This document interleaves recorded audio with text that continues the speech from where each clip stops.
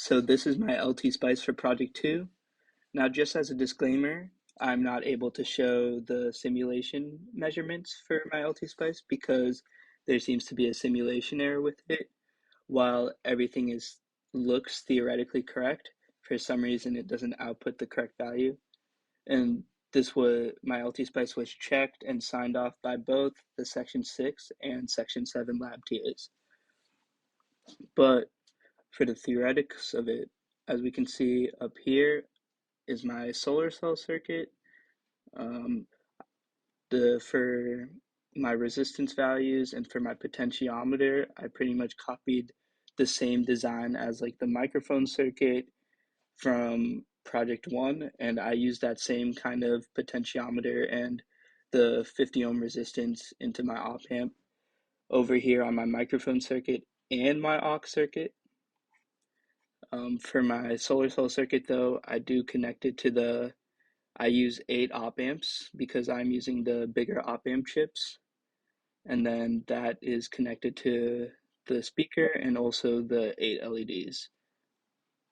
For my microphone circuit, just like Project 1, I have the 5,000 ohms of resistance, um, and then the microphone connected to, and also for all three, I use 10 microfarad capacitors for all three of mine, and also 100K resistance for all of them. And so for the microphone, it's connected to the op amp, and same thing as the aux, both are pretty much copying the same type of circuitry. Those two both connected to 1,000 ohms of resistance, and then both connected to the summing amp. And then one output goes to the laser, when the laser is also connected to negative 4.5 voltage, and then the other is connected to the 8 LEDs.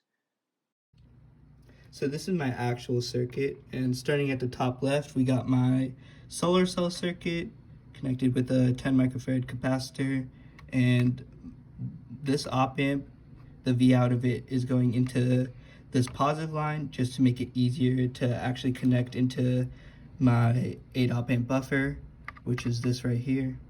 And then I sum them up right down here, sum it up all onto this line, and then with this green wire connected to kind of like what I did on this side with using this positive line, connected it to this positive line here just to make it easier to connect to my 8 LED indicator over here. And then down below here, I'm using my 470 microfarad capacitor, which I've connected to my speaker, and then connected the other end of the speaker to ground. And now up here, I got my my microphone circuit, and then using this potentiometer right here, and then I got my aux circuit using this potentiometer right here. And the way I connect my aux is with this wire. This green wire is going straight into my capacitor, and then this wire is connected to ground, and then I use the alligator clips to connect it to these wires. And then that all goes into the summing amp, which is this op amp right here. And then I connect the summing amp to my 8 LED indicator over here. And also I have my laser connected right here, connected right with the 100 ohm resistor right here. And that's also connected to negative 4.5 voltage. So some possible different design implementations I could have done is, I know that some TAs had suggested connecting my LEDs to negative 4.5 voltage to fix the coupling error, but whenever I did that, those LEDs wouldn't light up at all, so I connected it to ground. And instead, in order to fix that coupling error, I used this capacitor to fix sound quality also, along with trying to fix that coupling error, and then just kept adjusting the potentiometers until the sound sounded clear and it wouldn't play out of my speaker. And I know I know some people use a variety of either different types of capacitors or even some different resistors connected in parallel with their capacitors. And I tried using I think approximately 150 ohms of resistance with 20 microfarads of capacitors in this, and it would work, but it wouldn't give the best sounding output, so I just went and reverted it back to the 470 microfarad capacitor. That's it. Here is my transmitter test using a 1K sine wave, and as you can see here, it's a sine wave with 1 volt peak to peak. Here's the output of our 1K sine wave. Here is the test with our microphone, playing songs from a phone.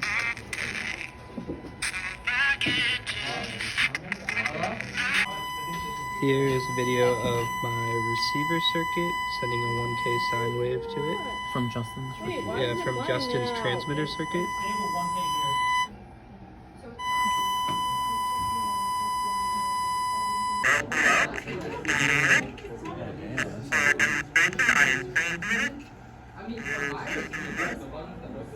That was Justin speaking into the microphone.